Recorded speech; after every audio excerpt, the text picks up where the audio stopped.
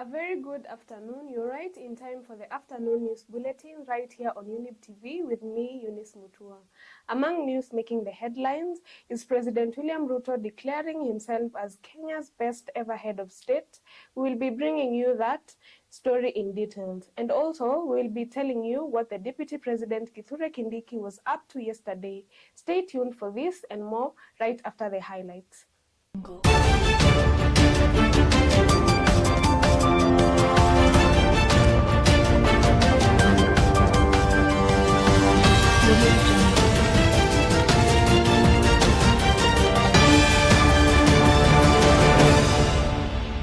Nimekuwa mjumbe miaka 15.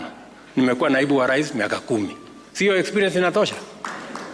Mimi sio mzee sana. Si mimi ni kijana, mimi naelewa kufanya maneno. Ama namna gani? Mimi nimesoma ya kutosha. Hatujawahi kuwa na daktari ambaye ni rais wa nchi.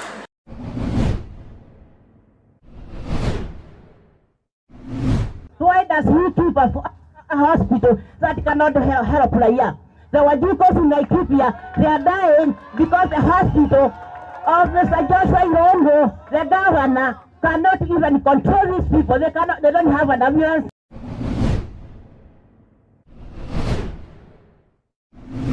This symposium is not just an event. It is a national conversation. It is a transformational movement. It is the sum of our aspirations as a country to re-engineer the entirety of the sporting sector.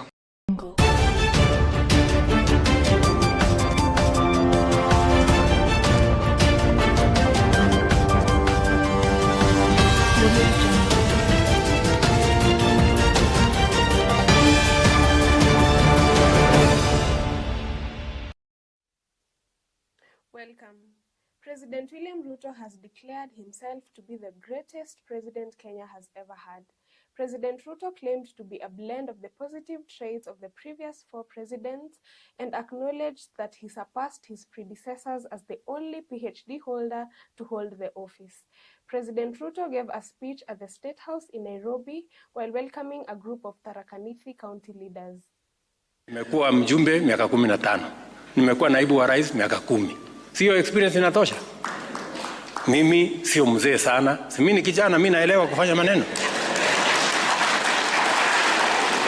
Ama namna gani? Mimi nimesoma ya kutosha. Hatujawahi kuwa na daktari ambaye ni rais wa nchi. Mimi ni mtu naelewa. Mimi nimezaliwa huko mashinani. Sasa shida ya Kenya mimi naelewa. Sasa mimi nitasema nimekosa kufanya hii kazi kwa sababu gani? I have no reason. I don't have an excuse. So I have to do the difficult job.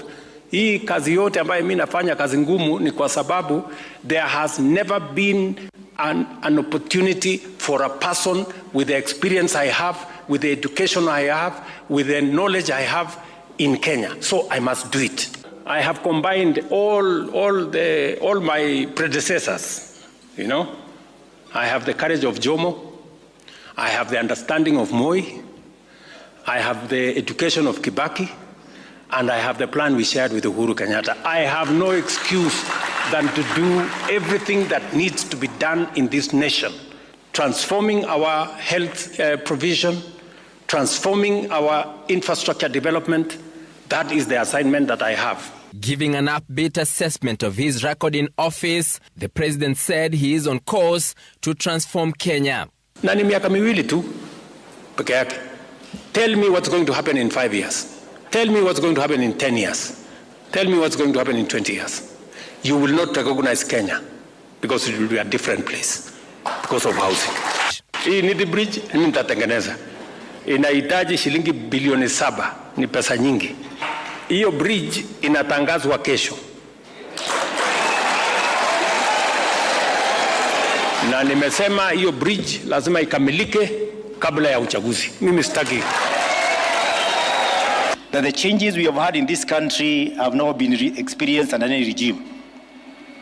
It is only a miracle that you came in when the shilling was at 169 exchange rate and today it's at 130. Nobody talks about it. Yet, we know Kenya, 70% of what we use here is imported, and therefore shilling is very important. Mamamboga and other small-scale traders have been reassured by Deputy President Kithure Kindiki that the government is moving quickly to build new marketplaces and provide subsidies in an effort to expand their enterprises and increase revenue. According to the Deputy President, the 400 contemporary markets being built nationwide are consistent with the administration's bottom-up economic transformation agenda. Meru tunajenga, nimesema 21 markets kila constituency.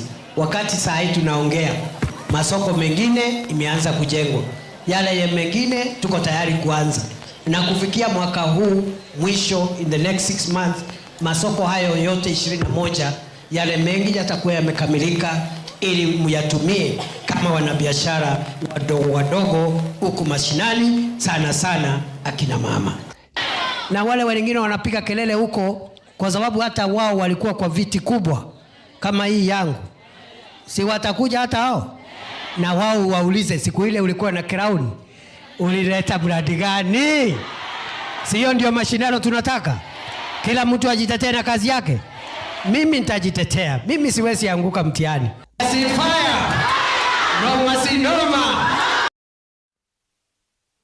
Julia Wangoi Kariuki was buried in Matanya village, Laikipia County, over a month after she was arrested during the Sabasaba protests. Concerns about the government's silence on police violence were raised by the absence of political leaders from the burial. Her family is still pursuing justice, arguing that she died under mysterious circumstances and rejecting the official autopsy indicating natural causes.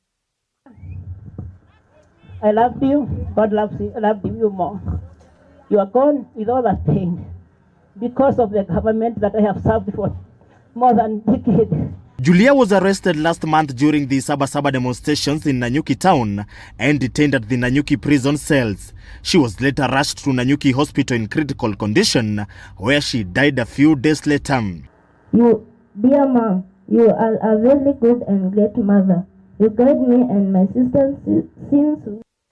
According to the Kenya Human Rights Commission, KHRC, the Financial Inclusion Fund, also termed the Hustler Fund, established by the Kenya Kwanza administration, should be discontinued. In an analysis published Monday, the KHRC cautioned that the initiative is doomed to financial failure since it does not have a long-term strategy to empower Kenyans at the base of the pyramid as was originally planned. Parliament must decommission this fund at the earliest. I see Senator Okiya Omtata here. I see Honorable Wanjala here as well. We hope that you will do the Lord's work and stop this wastage and fraud of public money. We're in a situation where we cannot afford to waste any more resources. The Office of the Auditor General could not render an audit opinion, citing missing documentation and unsupported transactions. There was no publicly disclosed loan allocation formula, no transparency on repayment trends by region or sector, and no clear criteria for the performance assessment. This Hustler Fund is bleeding money, is bleeding the taxpayers' money.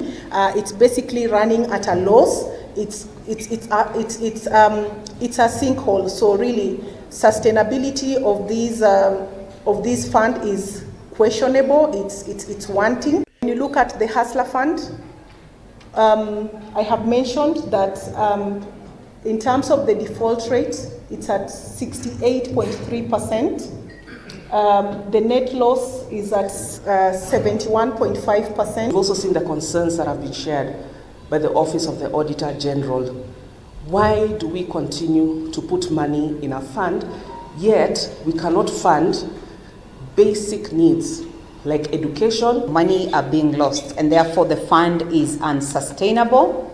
And in a country that is grappling with education and health funding crisis, the funds can be channeled. We have a lapdog parliament in Kenya.